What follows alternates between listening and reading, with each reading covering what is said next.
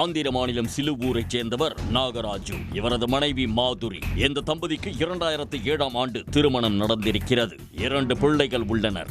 நாகராஜு வெங்காய வியாபாரம் செய்து வந்திருக்கிறார். மாதுரி விஜயவாடாவில் உள்ள திரையரங்கம் ஒன்றில் டிக்கெட் கவுண்டரில் வேலை செய்திருக்கிறார். இந்த சூழலில் கடந்த 18ஆம் தேதி அன்று அதிகாலை மாதுரியின் அலறல் சத்தம் கேட்டு அக்கம் பக்கத்தினர் ஓடி சென்றனர். படுக்கை அறையில் நாகராஜு சடலமாக கிடந்தார். நெஞ்சு வலிக்கிறது என கூறியதாகவும் அப்படியே சரிந்து விழுந்து இறந்து விட்டதாகவும் மாதுரி கூறியிருக்கிறார். உடனே இறுதி சடங்கிற்கான வேலைகள் நடந்திருக்கிறது. அப்போது நாகராஜுவின் உறவினர்களுக்கு அந்த மரணத்தில் சந்தேகம் எழுந்திருக்கிறது. காரணம் மாதுரியின் நடவடிக்கை. இதனால் சடலத்தை ஆய்வு செய்திருக்கிறார்கள். காதில் ரத்தம் வந்ததற்கான தடயமும் கழுத்தில் நகக்கீறல்களும் இருந்துள்ளன. உடனே போலீசாருக்கு தகவல் தெரிவிக்கப்பட்டிருக்கிறது. சம்பவ இடத்திற்கு வந்த போலீசார் சடலத்தை கைப்பற்றி உடற்கூறாய்வுக்கு அனுப்பி வைத்துவிட்டு மாதுரியிடம் விசாரணை நடத்தியிருக்கிறார்கள். மாரடைப்பால் தான் கணவர் இறந்துவிட்டதாக கூறியிருக்கிறார். ஆனால் உடற்கூறாய்வு அறிக்கை முடிவுகள் வேறு விதமாக வந்திருக்கிறது. நாகராஜுவின் விலா எலும்பு உடைந்திருப்பதாகவும் மூச்சு திணறல் ஏற்பட்டதுதான் மரணத்திற்கான காரணம் எனவும் அறிக்கை கூறியிருக்கிறது. இதனை அடிப்படையாக வைத்து போலீசார் மாதுரியிடம் கிடுக்குப்பிடி விசாரணை நடத்திய போதுதான் அனைத்து உண்மைகளும் அம்பலமாகி இருக்கிறது.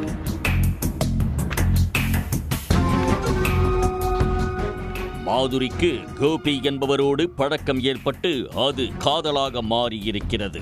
கணவர் பார்த்து வந்த வெங்காய வியாபாரம் அவருக்கு அவமானமாக இருந்துள்ளது. இதனால் கணவரை கோபி நடத்தி வந்த டிராவல்ஸில் வேலைக்கு சேர்த்து விட்டிருக்கிறார். அப்போதுதான் மனைவிக்கும் கோபிக்கும் இருந்து வந்த காதல் விவகாரம் நாகராஜுக்கு தெரிய வந்திருக்கிறது. உடனே அவர் அந்த வேலையை உதறி தள்ளிவிட்டு மீண்டும் வெங்காய வியாபாரத்திற்கே திரும்பியிருக்கிறார். அதோடு மனைவியை கடுமையாக கண்டித்திருக்கிறார்.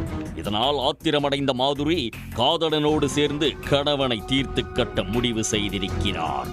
சம்பவத்தன்று பிரியாணி சமைத்த மாதுரி அதில் 20 தூக்க மாத்திரைகளை கலந்து கணவருக்கு கொடுத்திருக்கிறார். அதை சாப்பிட்டதுமே நாகராஜு ஆழ்ந்த உறக்கத்திற்கு சென்றிருக்கிறார். உடனே வீட்டிற்கு வந்த கோபி நாகராஜுவின் கழுத்தை நெரித்தும் தலையணையால் முகத்தை அழுத்தியும் கொலை செய்திருக்கிறார். கோபி சென்றதும் சடலத்துடன் அமர்ந்திருந்த மாதுரி விடிய விடிய மொபைல் போனில் ஆபாச படம் பார்த்துவிட்டு அதிகாலையில் மாரடைப்பால் கணவர் இறந்து விட்டதாக நாடகமாடியிருக்கிறார்.